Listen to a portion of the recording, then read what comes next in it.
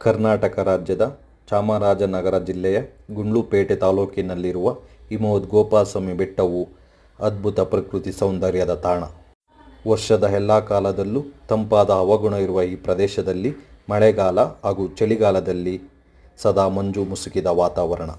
ಮಂಜಿನ ಜೊತೆ ಮಳೆಯ ತುಂತುರು ಹನಿಗಳ ಮಧ್ಯೆ ವಾಸ್ತವವಾಗಿ ಮೋಡಗಳ ನಡುವೆಯೇ ನಡೆಯಬೇಕಾದ ಸನ್ನಿವೇಶ. ಬಂಡೀಪುರ ರಾಷ್ಟ್ರೀಯ ಉದ್ಯಾನವನದ ವ್ಯಾಪ್ತಿಯಲ್ಲಿರುವ ಈ ಬೆಟ್ಟವನ್ನೇರುವ ರಸ್ತೆ ಬಲು ಕಡಿದು. ಬೆಟ್ಟದ ಮೇಲ್ಭಾಗದಿಂದ ಕಾಣಬರುವ ನೋಟ ಅಸದೃಶ.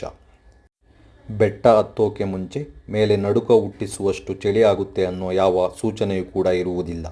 2 ಕಿಲೋಮೀಟರ್ ಅಂತರದಲ್ಲಿ ಶುರುವಾಗುತ್ತೆ ನೋಡಿ ಥಂಡಿಯ ಅನುಭವ. ದೇವಾಲಯದ ಗರ್ಭಗುಡಿಯ ಬಾಗಿಲಿನಿಂದ ಮೇಲ್ಭಾಗದಿಂದ ನಿರಂತರವಾಗಿ ಹಿಮದ ನೀರು ಜಿನುಗುತ್ತಿರುತ್ತದೆ. ದ್ವಾಪರ ಯುಗದಲ್ಲಿ ಕೃಷ್ಣನ ವೇಣುಗಾನಕ್ಕೆ ಗೋವುಗಳೆಲ್ಲ ಅವನ ಸುತ್ತಲೂ ಬಂದು ಸೇರುತ್ತಿದ್ದವಂತೆ.